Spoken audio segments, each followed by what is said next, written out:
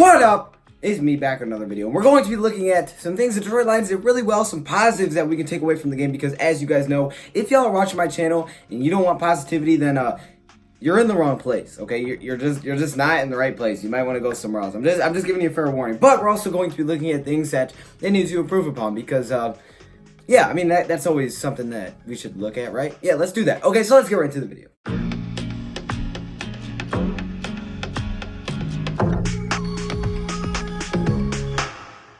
Alright, now the first thing I'm going to talk about is a few injuries that we have. I may be missing a few here. I'm not sure. I don't think I'm missing any.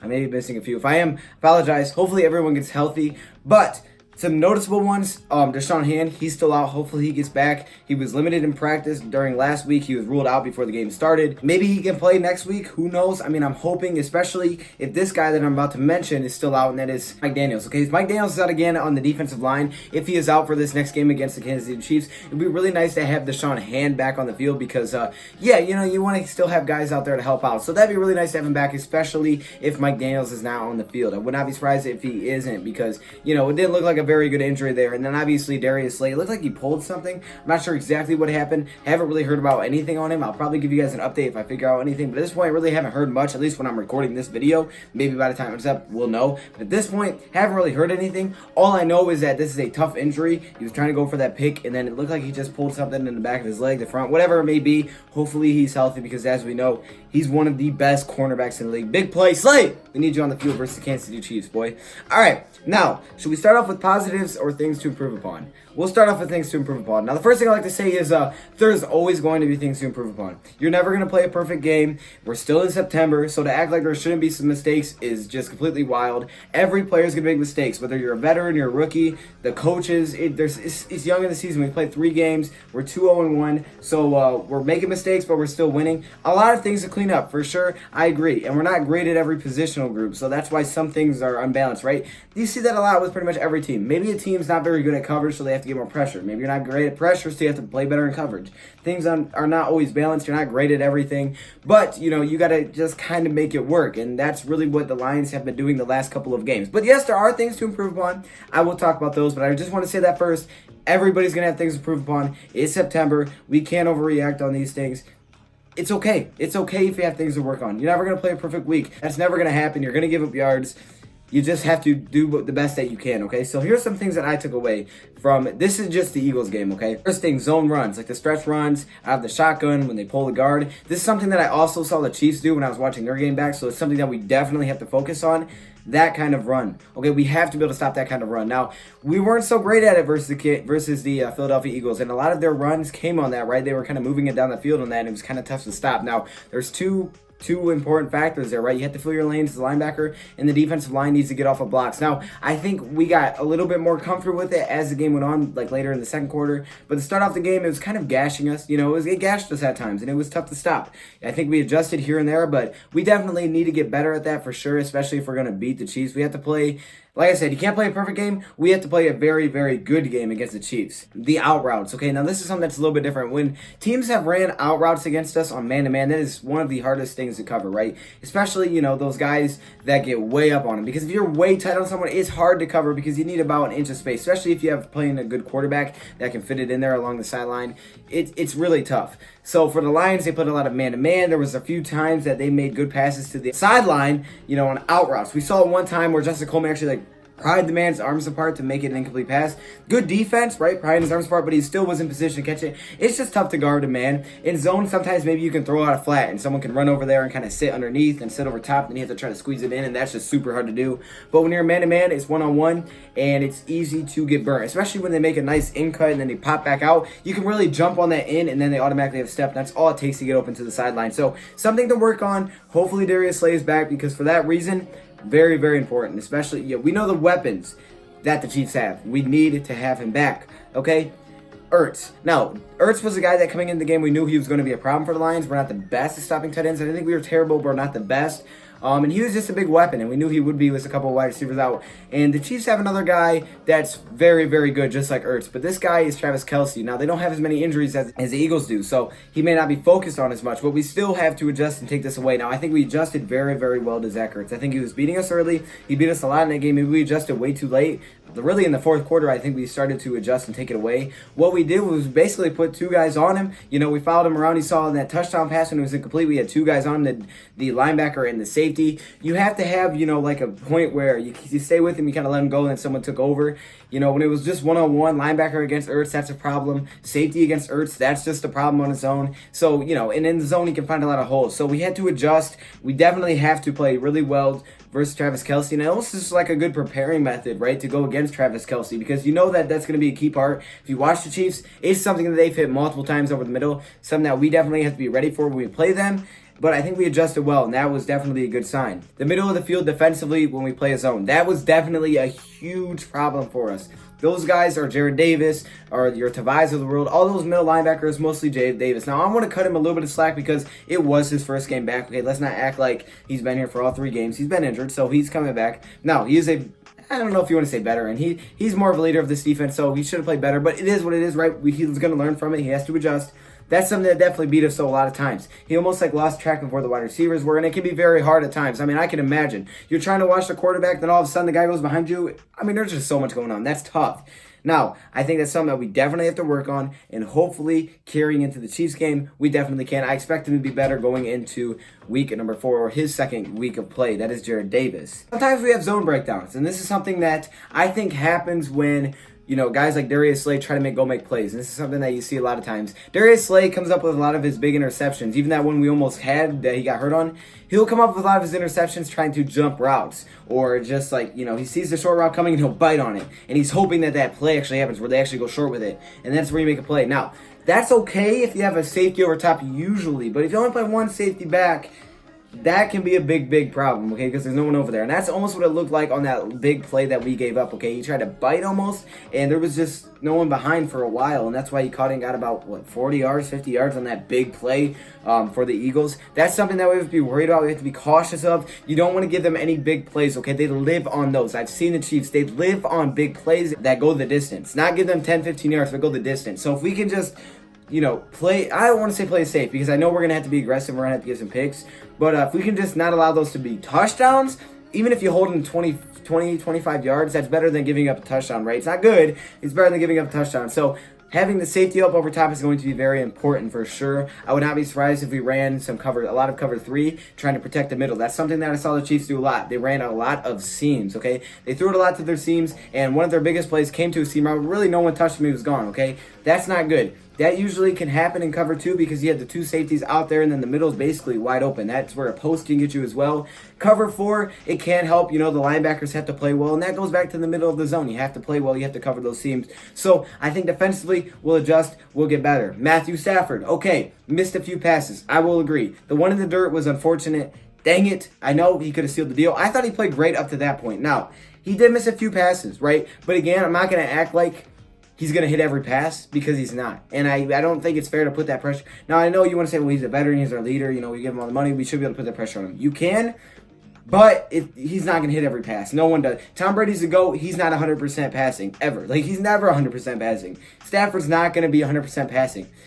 He just won't. He's not going to. But obviously, that play was very unfortunate, and that was a chance for him to close the game. But our defense stepped up. Credit to the defense. They closed the game out. Matthew Stafford, he had a couple of underthrows. I can agree with that. Now, one thing I think that, maybe is in his head is get the ball out quickly. I think that's something that they definitely preach, especially when you're playing a defensive line like Phillies that has a big middle, or Jim Schwartz that blitzed all the time. I mean, how can that not be their game plan? Get the ball out of your hands.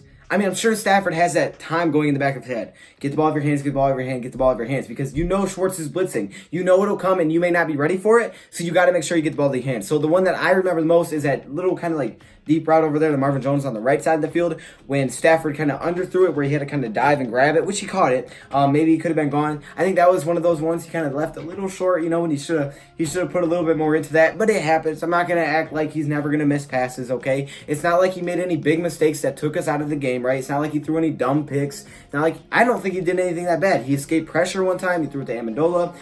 The one time he stepped up, bombed it to Galladay. I believe that was a 3rd and 15. Galladay just dropped it. So overall, I think Stafford did his thing. The pressure was on him, and there was so many back foot passes, just flipping it outside arm. I don't even know how he does that stuff. This is stuff that I don't know how he does it. This is why I'm not Stafford, because I can't do that stuff. Also, I'm not like 6'3" and I'm not like 200 something.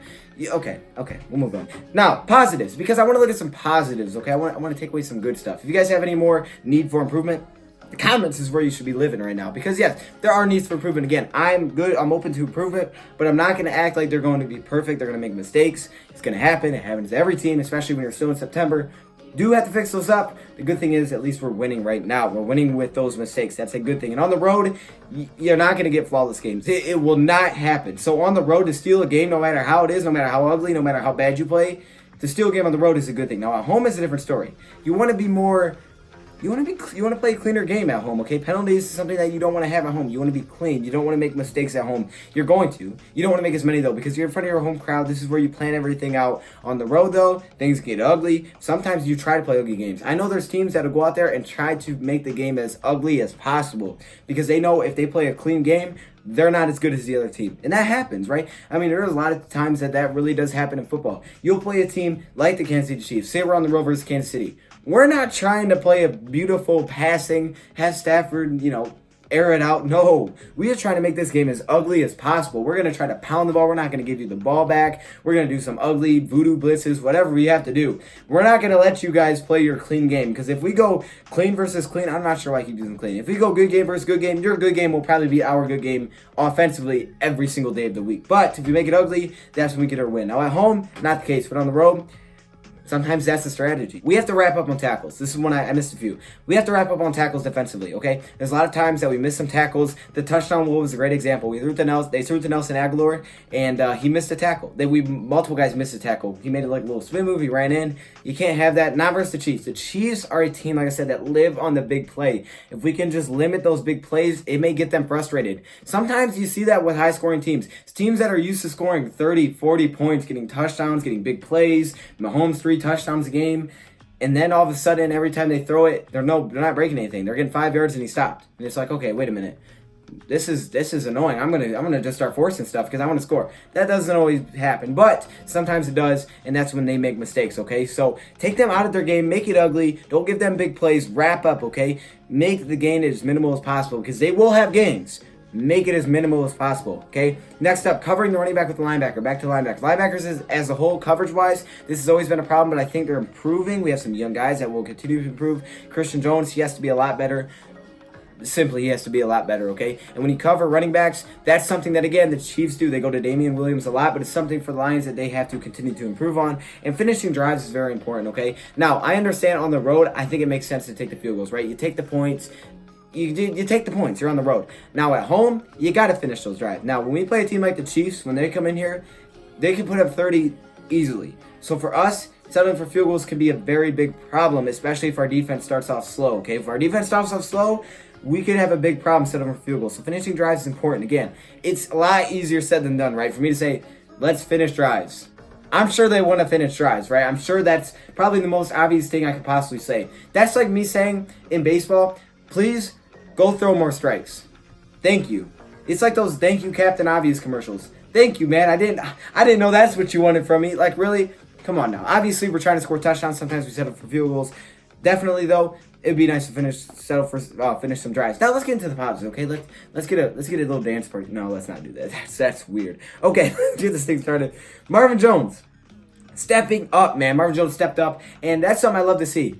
When, some players down, when the player's not doing their best, someone always has to step up. Someone always got their back, right? We didn't always have everybody stepping up. TJ Hockenson was quiet, all right? Kenny Galladay was okay. He was solid, all right? He had some nice grabs watching it back. But there was a few drops there. But when it came down to it, we didn't run the ball very well. But Marvin Jones stepped up. Amendola stepped up. Someone's always there, and that's super important, okay? So every game having someone step up because you have a lot of weapons is very important. Matt Prater, good job, Matt Prater. You were back on your game after I don't know what the heck happened versus the Chargers. Let's just not even talk about that. But hey, this game you're fine. I mean, I'm not going to blame the block field goal on you. I don't know what you're supposed to do in that situation. Maybe it was his fault. I don't think it was. The dude came off the edge and jumped it. I don't know what he was supposed to do there. Maybe he should have just ran him over, then backed up and kicked it. I don't know. I mean, Matt, if you can do that, do it next time. Jamal Agnew. Yes, Jamal. Congrats, Jamal. Jamal, I think he won his job back, at least for now, with that 100-yard kick return. I'm super proud, okay? I'm really happy for him. Defensive line, we did have a lot of big plays that were underrated. I will say that. We had a few sacks. We had a big stop catching up to Carson Wentz. We got there a few times for not sending a lot of blitz, so I will give them some credit, okay? And Mendola, like I said, amazing, stepped up. We forced turnovers once again, and even though one of them was definitely their fault where he just turned and dropped it, I was kind of like, I will take it, you know what I'm saying? We still force turnovers, okay? We forced a lot of turnovers, and that's very important, okay? Opportunistic, that's what we need to have, especially in a bend not break defense, okay? We not locking people up. They're going to get yards. So if you can force turnovers, that is a heartbreaker. It's a heartbreaker to get down the field and then turn it over. Oh, my. That is tough, okay? Matthew Stafford, you were amazing against this rush, okay? They were bringing the pressure, and this can usually be a problem. Overall, I thought he did really well. I mean, there was just a lot of examples of where the pressure came. He got it out of his hands. He was accurate. Again, missed a few passes. I can't expect, I'm not going to act like he had to be perfect. He's on the road. He's bringing the blitz is coming. He played pretty well. I can't hate on him. We're 2-1. He's doing something right, okay? Because it does start with that offensive line and the quarterback. He's doing something right. Justin Coleman. I have to give so many props to Justin Coleman, man. You might get the MVP. I don't have an MVP trophy. Actually, I might have it. Here's your MVP trophy. I know it's a dog. I'm sorry. I ran out of trophies. Just Justin Coleman, take the trophy, okay? Justin, I liked what I saw, man. Slate goes down and you stepped up. Rashawn Melvin did as well. Now, Rashawn Melvin's guy actually touched the ball. I thought he was going to catch it. I was kind of worried. But Justin Coleman stepped up, my guy, and I appreciate you. Covering the field goal was maybe the most underrated big moment that we had. Okay, we literally could have lost the game on that one play, and we stepped up. We filled our lanes, which Matt Patricia said something that they practiced before, and we stopped the the field goal return, which, again, probably would have lost us the game. So that was huge. Running back, when you cover the running backs, that's something I said the linebackers have to get better with. The safeties, on the other hand, they did really well. Tavon Wilson, perfect example. He was right on Darren Sproles. Darren Sproles he had to push off to catch that ball. You can't do that, buddy. That's cheating. So overall, Tavon Wilson, great job.